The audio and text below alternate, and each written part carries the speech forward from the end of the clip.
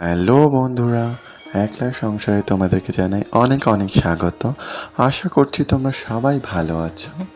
আমি আজকে তোমাদের সাথে শেয়ার করছি শিবরাত্রির দিন আমি গেছিলাম মন্দিরে। তো মন্দিরে যাওয়ার পর দেখলাম প্রচণ্ড ভিড় মন্দিরে, আর মন্দিরটা প্রচণ্ড বড় মন্দির, তাই মানে অনেক দেবতা আছে।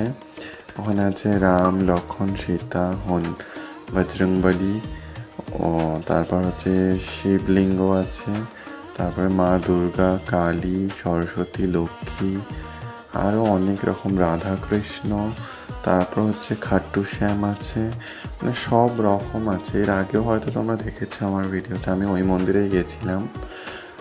শিবরাত্রির অনেক পরেই আমি হয়তো ভিডিওটা পোস্ট করছি, তার জন্য তোমাদের কাছে ক্ষমা চাইছি, কারণ কাজের জন্য হচ্ছেই না। আমার সময় বার করার চেষ্টা করছি, বাট হচ্ছেই না। বাড়ি এসে এত টায়ার্ড হয়ে যাই যে ভিডিও এডিট করব সেটার সময় হয় না। মানে আমি জাস্ট বেডে শুই, ল্যাদ খেয়ে পড়ে থাকি, মানে কাজের করার ইচ্ছাই করে না কিছু।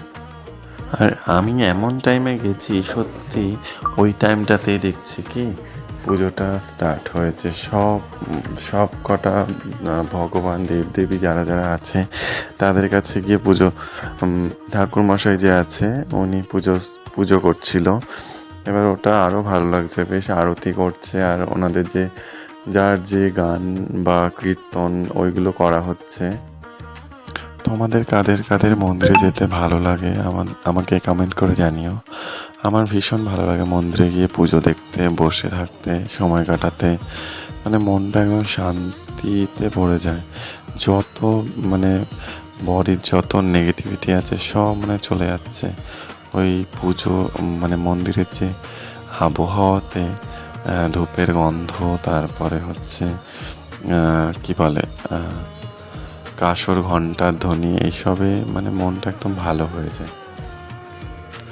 তোমরা প্লিজ আমাকে না একবার জানিও তোমরা কী কী ধরনের ভিডিও দেখতে চাও আমার কাছ থেকে।